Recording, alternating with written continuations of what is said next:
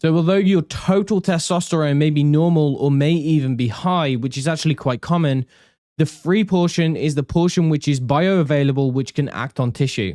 So if you have low free testosterone, you can still develop symptoms of androgen deficiency despite having normal total levels.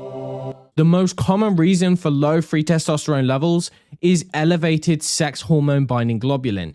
For those who don't know, this is a protein which is produced mainly in the liver. It's pumped into the blood, and then when it's in the blood, it binds very tightly with testosterone. This renders it not free. It reduces its bioavailability. In 2019, you can see it's in the red. 2020, I had it measured again, and we could see that it actually went up. It went up to 83, and it went back down, came back down to 58, but that's still much higher than I would like to see it.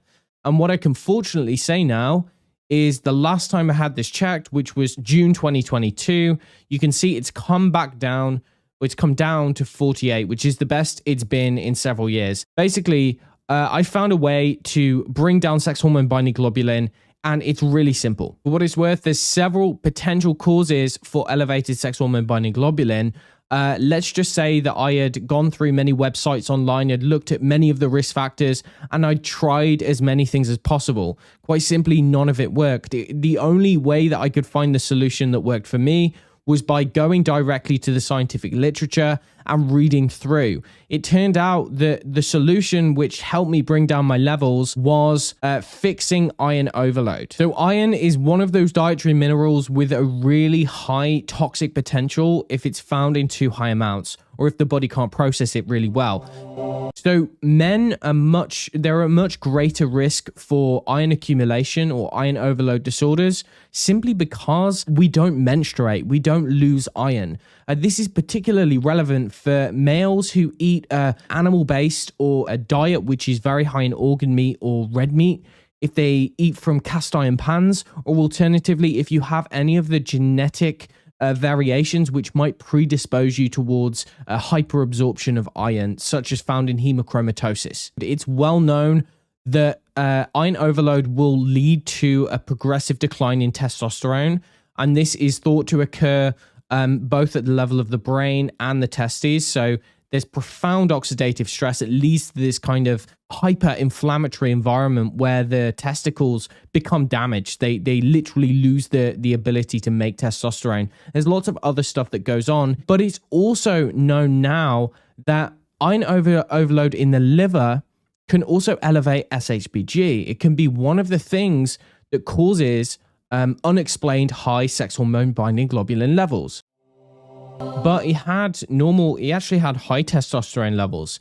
If we go down, then we see that this individual also had very high SHBG, which is to be expected. And he had significant markers of iron overload. In fact, if you look at his transferrin saturation, absolutely massive, 86%.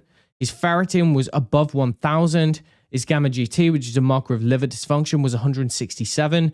So this guy had progressed pretty far, and we see that there was definitely a correlation between sex hormone binding globulin and this overall tendency of the liver to accumulate iron. You see, I watched this a couple of months ago, and you see his total testosterone is on the high side for sure. It's in the 900s, very close to the reference range, but you see that his free testosterone percentage is pretty low. Let's see what he had to say about that. There is one piece of these hormones that continues to interest me that I'll talk about. You can see the free testosterone is 14.37 nanograms per deciliter. It's 1.59%. I would like that to be a little higher. And I think that is because my sex hormone binding globulin remains a little bit higher than I'd like to see it. You can see here the SHBG on this test was 97.5. We see that the iron saturation is up at 42%, which is higher than I would like to see it personally. And then we also go back to a month prior and look at another test that he'd done, and you see that the iron saturation was all the way up at 54%. So this is kind of in the danger zone. It's a very similar pattern that I saw in myself. His most recent blood work update in December 2022. Right, so what we can see is a positive trend. We see that the total testosterone comes down, but that's really quite irrelevant because what we also see is that the free testosterone goes up.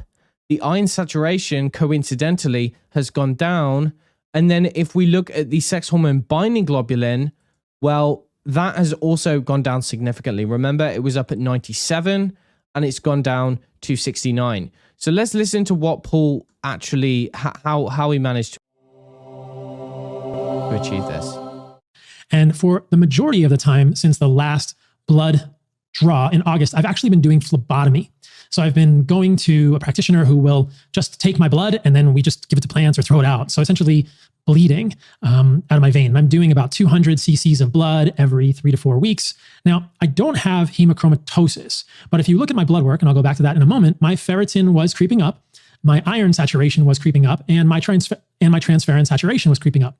And hat tip to ELLIOTT OVERTON, who made a comment on one of my YouTube videos and said, you should think about iron overload. This is something where I've learned in the past few months, and it's why I wanted to share this with you guys. I never really thought that a ferritin of 250 or 300 was problematic for most humans, but I'm having to question that in my own mind now. And I think that if I continue doing phlebotomy and my SHBG continues to come down as I get rid of excess iron, then this may lend support for the hypothesis. Yeah, so this is exactly what happened to me. It's exactly what I've seen on a clinical basis. So as I started donating blood, as I brought down my transferrin saturation levels, my sex hormone binding globulin levels followed quite nicely. And it seems to be a very effective way to bring sex hormone binding globulin down if there is evidence of iron overload. The best way to check for evidence of iron overload, if you suspect that this might be a problem for you, is to look at your transferrin saturation. If you're in the US, you might be doing iron saturation, although transferrin saturation is the best marker. Doctors will erroneously look at ferritin as the best marker for iron status. Ferritin doesn't become elevated until quite late into the disease. Usually in the early stages, the best way to check is by looking at transferrin saturation. It's the earliest and most accurate marker. Now, this particular paper is saying if it's above 40%, 45%. If it's above 45%, then that's a very good indication. One might even say that if it's above 40% or even a little bit higher than that, I personally know that I feel best if I have, I'm sitting between 30 and 35%. When I get above 40, that's when I know that's when my symptoms kind of start going downhill. It turns out that sex hormone binding globulin tends to be reduced under conditions of oxidative stress and inflammation. If we look, for instance, at obesity, in metabolic syndrome, in PCOS, in other inflammatory conditions of the liver, these kind of systemic inflammatory conditions are usually associated with lower sex hormone binding globulin. In fact, sex hormone binding globulin is associated with insulin sensitivity. As someone regains insulin sensitivity, sex hormone binding globulin improves, it increases. So it makes me wonder, given that the body is innately intelligent, why would it want to increase sex hormone binding globulin levels in the context of iron overload?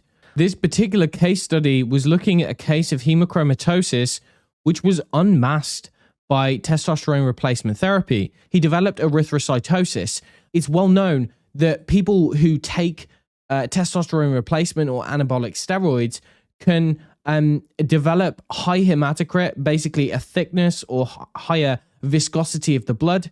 And in some cases, this can be very, very, very dangerous.